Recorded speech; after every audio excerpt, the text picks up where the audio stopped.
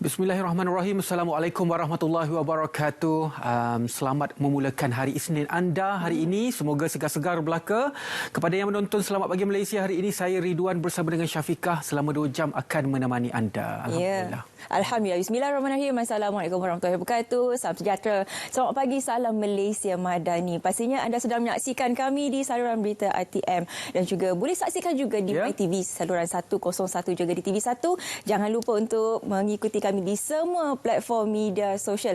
Hari ini Ridwan, seperti mana Ridwan katakan tadi, 2 jam kita bersiaran, tapi terlebih dahulu kita nak mulakan dengan perkembangan terkini situasi banjir semasa. Kalau kita boleh lihat berikut merupakan perinciannya setakat pagi semalam, di mana terdapat 4 negeri seramai 43,136 orang setakat pagi semalam yang terjejas. Di Johor sahaja jumlah penduduk yang terjejas menurun sedikit kepada 42,638 jika dibandingkan dengan 42,770 pada 8 malam kemarin. Ya, dalam situasi yang kita lihat pada kali ini adalah satu keadaan banjir termenung dan disifatkan sebagai banjir yang paling teruk pernah berlaku dalam sejarah di negeri Johor, dan kita doakan segala usaha untuk terus keadaan rumah, barang-barang dan juga terutamanya kesihatan mangsa-mangsa banjir berada dalam keadaan yang baik. Selain daripada itu juga untuk kami berikan kepada anda ini sedikit mengenai perkembangan mesyuarat jawatan kuasa pasukan khas yang mana telah pun membincangkan isu telekomunikasi. Ini akan berlaku pada hari ini, yang mana ini berlaku di Johor, yang mana satu mesyuarat jawatan kuasa pasukan khas peringkat negeri Johor akan diadakan hari ini bagi membincangkan masalah telekomunikasi di negeri Johor. Antaranya adalah isu untuk membina tiang telekomunikasi tersebut, yang mana isu tersebut adalah memerlukan kebenaran tuan tanah, jadi memerlukan proses untuk meminta kebenaran dan sebagainya. Sedikit lagi berkaitan dengan banjir. Okey, kita nak terus sahaja ke berita yang ini juga menggempakan negara kita semalam apabila budak 3 tahun maut dibunuh, kaki tangan diikat. Kalau kita melihat ini merupakan perinciannya, seorang kanak-kanak berusia 3 tahun ditemukan maut dengan kesan kecederaan di kepala, manakala kedua-dua tangan serta kaki kiri diikat dengan tali semalam, di mana mayat kanak-kanak itu ditemukan ibunya di kawasan Semak Kampung berkenaan pada pukul 3 petang. Kalau kita boleh lihat di sini, selepas menerima panggilan MES 99 dari orang awam, polis yang tiba di lokasi menemukan mayat tersebut dalam keadaan tangan terikat dan kepala tersepit di antara 2 pokok. Kepalanya dipercayai dicederakan dengan menggunakan benda tajam, selain terdapat kesan torehan di kedua-dua belah tangan dan kaki kiri. Menyentuh mengenai perkara ini, Ridwan, MES 999, ini yang akan kita bicarakan juga hari ini. Apabila ramai yang beranggapan bahawa apabila kita menghubungi MES 999, mereka yang menyahut panggilan tu ataupun menyambut panggilan tersebut ialah operator biasa, tapi sebenarnya mereka merupakan pegawai perubatan.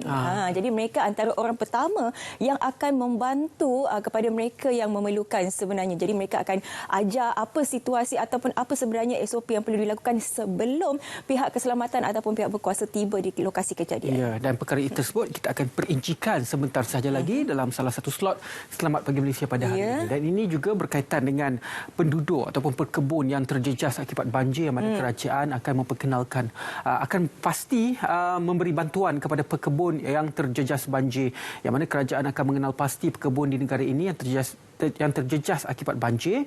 Menurut Timbalan Perdana Menteri, musim hujan yang masih berterusan dan tidak menentu sukar bagi kerajaan untuk menyalurkan bantuan pada ketika ini, dan kerajaan masih memfokuskan kepada bantuan kepada penduduk terjejas di beberapa buah negeri yang dilanda banjir. Walau bagaimanapun, bentuk bantuan itu akan disalurkan melalui badan-badan bukan kerajaan bagi memastikan pelaksanaannya dengan lebih pantas. Ya, betul.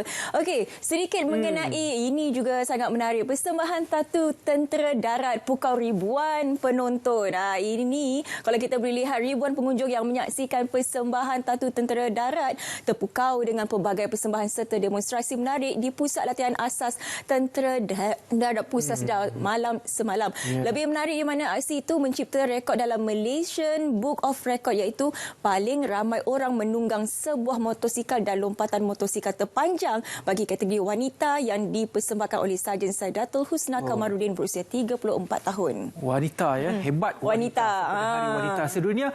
Selain daripada itu juga untuk kami kongsikan kepada anda sedikit mengenai berita sukan. Ini adalah kecemerlangan atlet olahraga kita di Amerika Syarikat, yang mana Sherin berjaya mempertahankan peringkat emas kejohanan track dan balapan dalam Dewan Division 2 Persatuan Olahraga Kolej Kebangsaan di Virginia Beach, Virginia, Amerika Syarikat dalam acara 400 meter awal pagi semalam. Tahniah diucapkan.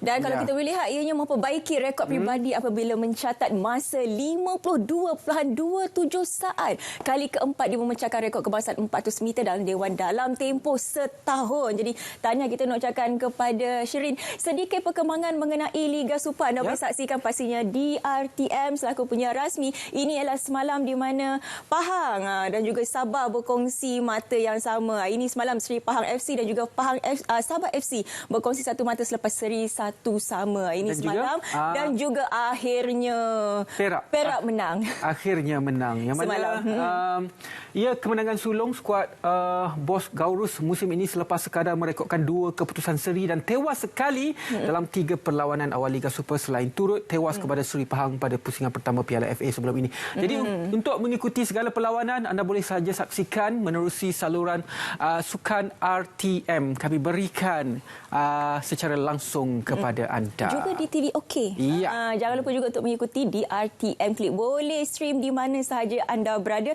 Seperti juga Selamat Pagi Malaysia hari ini boleh anda lihat dan di mana sahaja anda berada. Jadi jangan lupa 2 jam bersama kami, pelbagai pengisian akan kami kongsikan bersama anda. Tapi sebelum itu kita nak berehat seketika. Ya. Dan terima kasih kepada anda yang menonton Selamat Pagi Malaysia hari Sabtu dan juga Ahad di Pulau Pinang bersama Tera dengan Syuhaida. Okey, kita berehat seketika.